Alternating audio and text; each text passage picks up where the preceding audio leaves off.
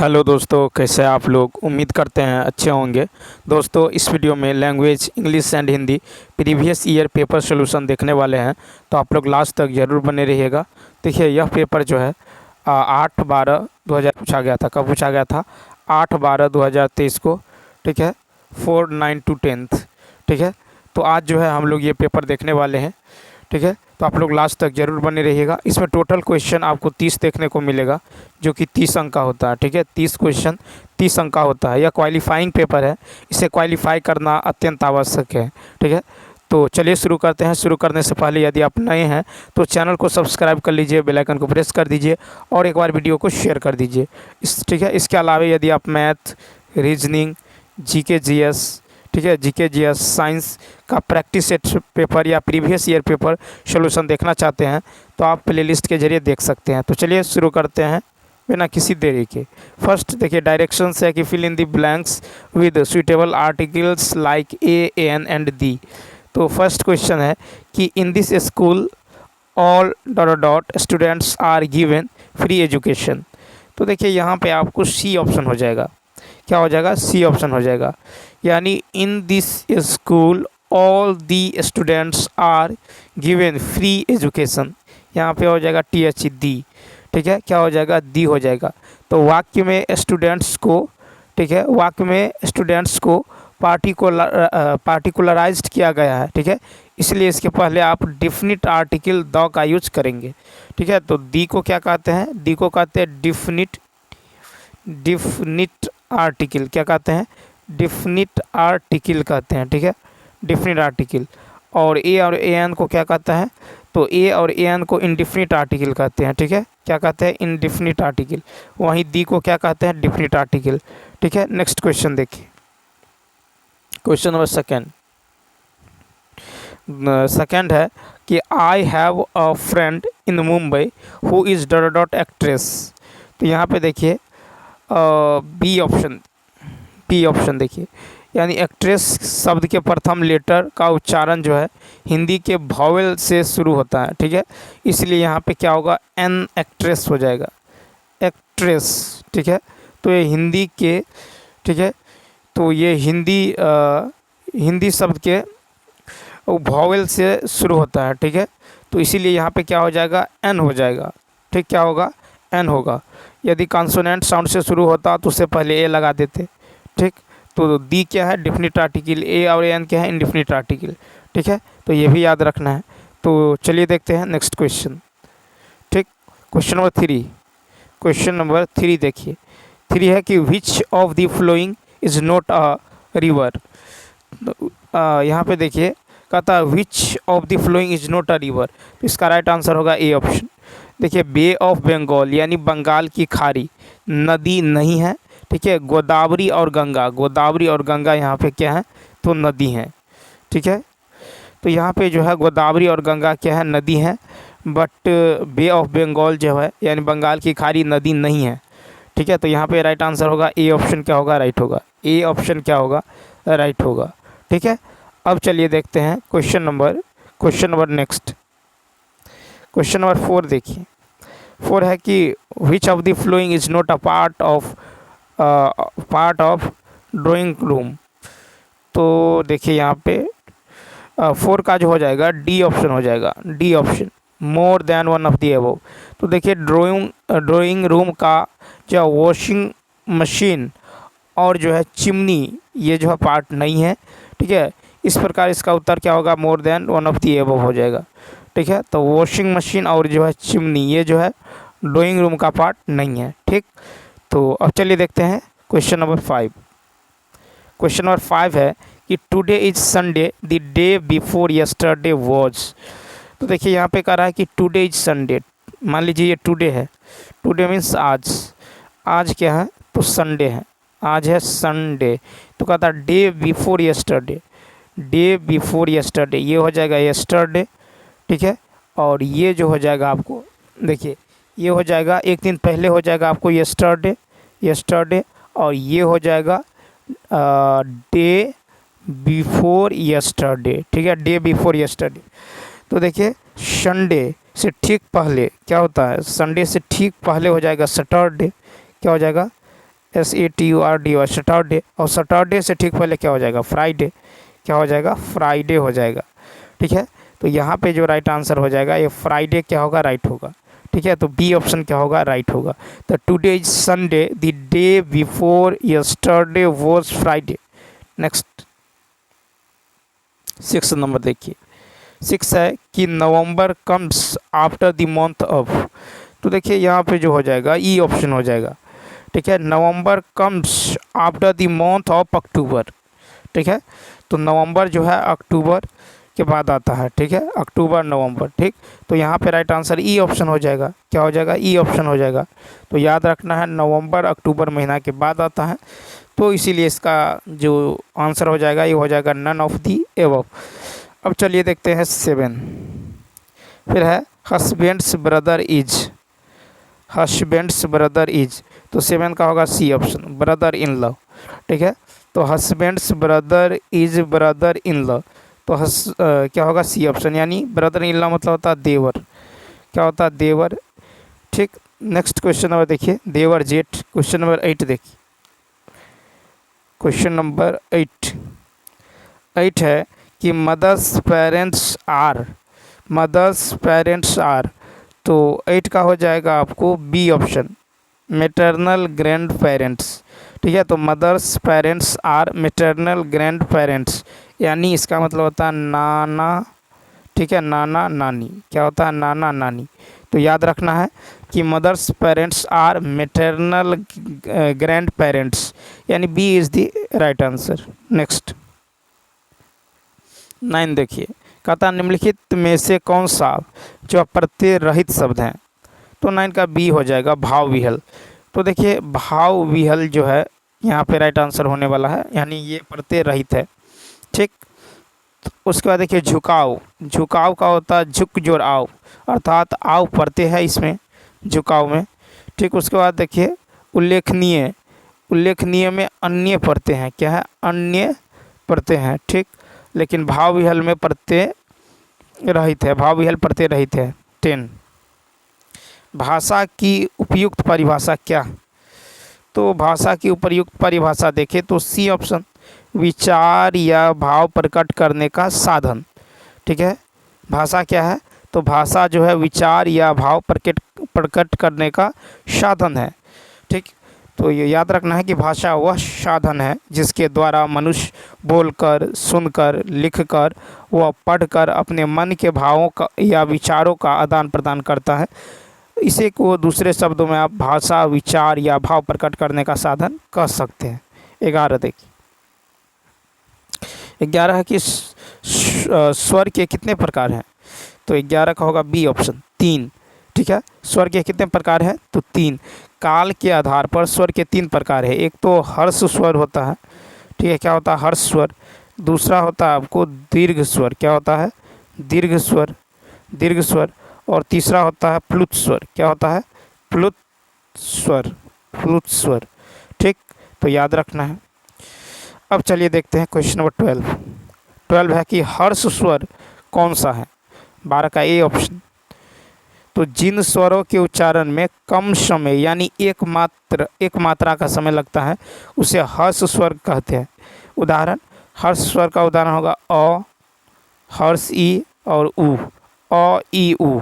ठीक है, ये क्या है, तो ये है हर्ष स्वर। नेक्स्ट 13 देखिए, उच्चारण के आधार पर व्यंजनों का वर्गीकरण कितने भागों में किया जा सकता है। 13 का सी ऑप्शन, सी ऑप्शन ले लीजिए, 8। तो उच्चारण के आधार पर व्यंजनों के 8 प्रकार हैं। ठीक है, स्पर्श व्यंजन, संघर्षी व्यंजन, स्पर्शी व्यंजन। ठीक है, स्पर्श संघर्षी व्यंजन, नासिक्य व्यंजन, और उसके बाद पार्श्विक व्यंजन, प्रकंपित व्यंजन, उच्छन्नित व्यंजन और संघर्षहीन व्यंजन। तो उच्चारण के आधार पर व्यंजन का वर्गीकरण कितने भागों में किया गया है, तो 8 भागों में किया गया है। कितने भागों में किया गया है, 8 भागों में किया गया है। नेक्स्ट 14 है कि अल्प प्राण ध्वनि कौन सी है। 14 का होगा बी ऑप्शन, क्या है, च। तो याद रखना है अल्प प्राण क्या है, च। तो जिन वर्णों के उच्चारण में श्वास अर्थात प्राण वायु की मात्रा कम हो उन्हें अल्प प्राण ध्वनि कहा जाता है। ठीक है, तो याद रखना है कि जिन वर्णों के उच्चारण में जो है आपको वायु जो है कम मात्रा में यूज हो, जैसे च, ज, य, च, ज, य, ये सब क्या है, अल्पप्राण, ठीक है, ध्वनि का उदाहरण है। उसके बाद यदि देखें क्वेश्चन नंबर 15 देखिए, कहता है कि घोष ध्वनि कौन सी है, तो 15 का आप डी ले सकते हैं। ठीक है, तो देखिए ध्वनि की दृष्टि से जिन व्यंजन वर्णों के उच्चारण में स्वर तंत्रिका झंकृत होती है उन्हें घोष ध्वनि कहते हैं, जैसे ग, घ, ज, झ, द, ध, ड, ढ, व, झ आदि घोष वर्ण है। अतः सही उत्तर एक में से अधिक हो जाएगा। ठीक, तो घोष ध्वनि हो जाएगा आपको, घोष ध्वनि हो जाएगा आपको, क्या हो जाएगा, ग हो जाएगा, घ हो जाएगा, ठीक है, ज हो जाएगा, झ, ज, झ, उसके बाद द, ध, ठीक है, ड, ढ, ड, ढ, उसके बाद व, झ। ठीक, तो ये सब क्या है, घोष। 16 देखिए, 16 है स्पर्शी व्यंजन है, 16 के डी ऑप्शन स्पर्शी व्यंजन। तो स्पर्शी व्यंजन की कुल संख्या कितना है, 25। स्पर्शी व्यंजन की कुल संख्या कितना है, 25 है। जैसे क, ख, ग, घ, र, च, ठीक है, ट, ठ, ड, ढ, न, त, थ, द, न, प, फ, ब, भ, म, ठीक है, ये सब जो है आपको स्पर्शी व्यंजन है। उसके बाद देखिए इसके आधार पर जो है प, फ, म स्पर्शी व्यंजन है, अतः उत्तर एक से अधिक हो जाएगा। नेक्स्ट क्वेश्चन देखिए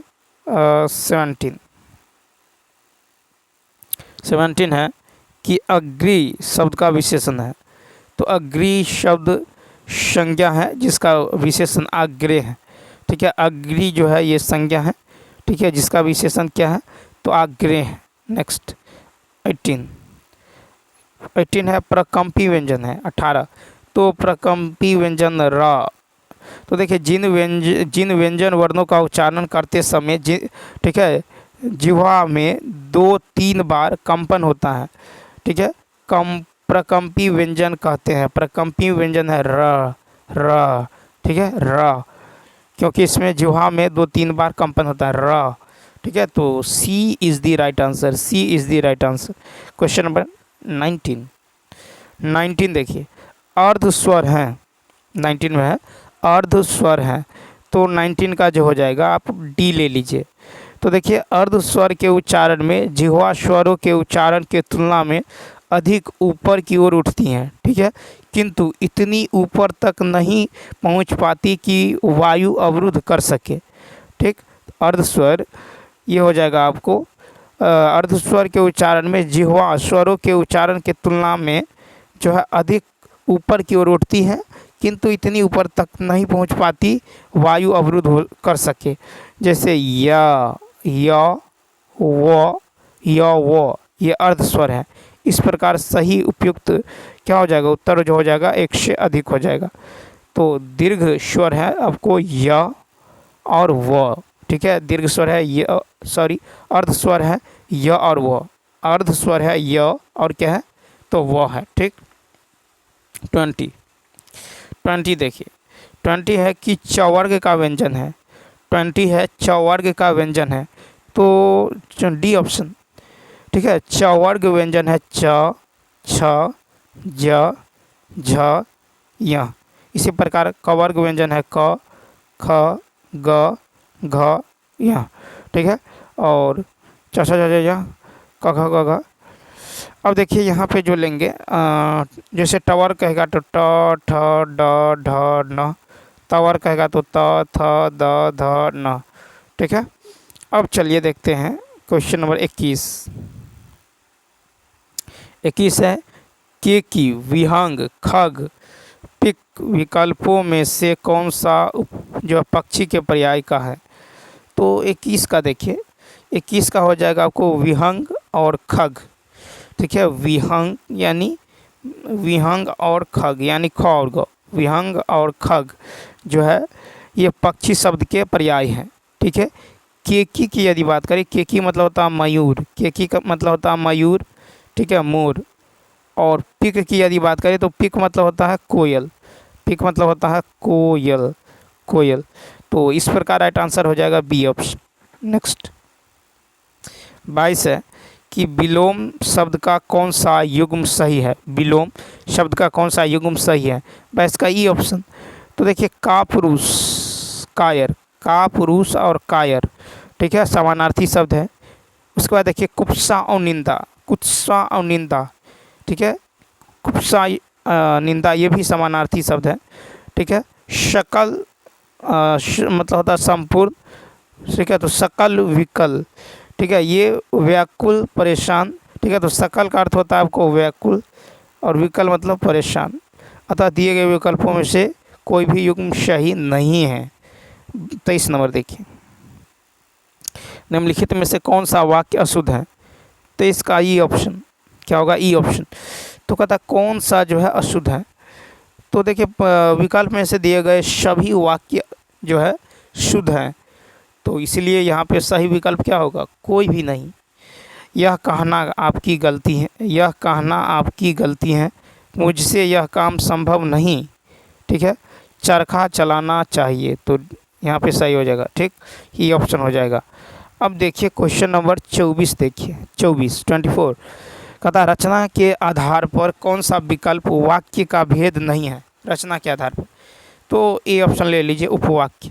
रचना के आधार पर वाक्य के तीन प्रकार है। पहला सरल वाक्य या साधारण वाक्य, दूसरा है संयुक्त वाक्य, तीसरा है मिश्र वाक्य या जटिल वाक्य। अतः यह कहा जा सकता है कि रचना के आधार पर उपवाक्य के भेद नहीं है, ठीक, रचना के आधार पर उपवाक्य के भेद नहीं है। 25 है कि जिन शब्दों से न्यूनता, लघुता, हीनता या तुच्छता का बोध हो उसे क्या कहते हैं। तो उसे कहते हैं उन्नार्थक शब्द। तो जिन शब्दों से न्यूनता, लघुता, हीनता या जो है तुच्छता का बोध हो उसे उन्नार्थक शब्द कहते हैं। क्या कहते हैं, उन्नार्थक शब्द। तो इस तरह 25 का आप ए ऑप्शन ले लेंगे, उन्नार्थक शब्द, ठीक है, उन्नार्थक। अब देखिए क्वेश्चन नंबर 26 है कि जिसे बुलाया न गया हो वाक्यांश के लिए एक प्रयुक्त शब्द क्या है। तो 26 का सी ऑप्शन अनाहुत। जिसे बुलाया न गया हो उसके लिए एक शब्द है अनाहुत, अनाहुत। अनासक्त मतलब होता है निर्लिप्त, अनासक्त का अर्थ होता है निर्लिप्त, ठीक। अदे का होता है न देने योग्य, क्या होता है, न देने योग्य, अदे, ठीक। 27 नंबर 27 है कि संज्ञा की माप तौल का बोध कराने वाले विशेषण कहलाते हैं। तो बी ऑप्शन, संज्ञा की माप तौल का बोध कराने वाले विशेषण परिमाणवाचक विशेषण कहलाता है। तो B is the right answer, ठीक है। संज्ञा की माप तौल का बोध कराने वाले विशेषण परिमाणवाचक विशेषण कहलाते हैं। क्या कहलाते हैं, परिमाणवाचक विशेषण। तो बी ऑप्शन यहाँ पे राइट आंसर होने वाला है। क्वेश्चन नंबर देखिए अब 28, क्वेश्चन नंबर 28 की यदि बात करें तो 28 है कि रचना के आधार पर जल शब्द किस कोटि का है। ए ऑप्शन, रचना के आधार पर जल शब्द रूढ़ शब्द की श्रेणी में आता है, ठीक है, रूढ़ शब्द की श्रेणी में आता है। रचना के आधार पर जल शब्द किस कोटि का है, रूढ़ शब्द, ठीक। तो रूढ़ शब्द वे शब्द जिन्हें किसी निश्चित अर्थ के लिए प्रयुक्त किया जाता है तथा जिनके खंड करने पर उनके खंडों का कोई अर्थ न निकले रूढ़ शब्द कहलाते हैं। नेक्स्ट, फिर निम्नलिखित में से कौन सा मात्रिक छंद है। D option. तो देखिए जिन छंदों में मात्राओं की संख्या लघु तथा गुरु स्वर, ठीक है, यति तथा गति के आधार पर जो है पद रचना होती है उन्हें मात्रिक छंद कहते हैं। दोहा, सोरठा, चौपाई, ठीक है, रोला, हरिगीत का छप्पई, ठीक है, कुंडलिया, बरवे आदि ये जो है मात्रिक छंद है। अतः सही उत्तर जो होगा एक से अधिक हो जाएगा। क्या हो जाएगा, एक से अधिक। तो कहता कौन सा मात्रिक छंद है, तो एक से अधिक हो जाएगा। अब चलिए देखते हैं यहाँ पे दोहा, सोरठा, ठीक है, दोहा, सोरठा, चौपाई, ठीक है, रोला, हरिगीत, ठीक है, ये सब जो हो जाएगा आपको मात्रिक छंद। क्वेश्चन नंबर 30 देखिए, 30 है कि 30 है उदित उदयगिरी मंच पर रघुवर बाल पतंग, ठीक है, बिकसे संत सरोज सरोज शब हरे लोचन श्रृंग, उपयुक्त दोहे में कौन सा अलंकार है? तो 30 में जो है ये हो जाएगा आपको रूपक अलंकार, ए ऑप्शन। ठीक है, तो दिया गया दोहा रूपक अलंकार है। रूपक अलंकार जहाँ पर उपमेय और उपमान में कोई अंतर न हो, उपमेय और उपमान में कोई अंतर न दिखाई दे, वहाँ रूपक अलंकार होता है। क्या होता है? रूपक अलंकार होता है। तो चलिए दोस्तों, इस वीडियो में इतना ही। यदि यह वीडियो अच्छा लगा हो तो लाइक, शेयर और सब्सक्राइब करना ना भूलें। और देखिए, इसमें आपने गौर किया, इसमें पैसे जो है नहीं पूछा गया है। ठीक है, इसमें जो है पैसे जो है नहीं पूछा गया है। ठीक है, तो आप लोग कमेंट करके बताइए यह वीडियो आपको कैसा लगा। इसके अलावा यदि आप math, reasoning, GK, GS, science का प्रीवियस ईयर पेपर या प्रैक्टिस सेट पेपर देखना चाहते हैं तो आप प्लेलिस्ट के ज़रिए देख लेंगे। ठीक है, उसके बाद यदि आपसे मैं एक क्वेश्चन करूं, ठीक है, तो आप जो है इसका आंसर आप लोग कमेंट बॉक्स में दीजिएगा। देखिए क्वेश्चन क्या है, क्वेश्चन ये है, देखिए ये उच्चारण के आधार पर व्यंजनों का वर्गीकरण कितने भागों में, ठीक है, कितने भागों में किया जा सकता है? ठीक है, उच्चारण के आधार पर व्यंजनों का वर्गीकरण कितने भागों में किया जा सकता है?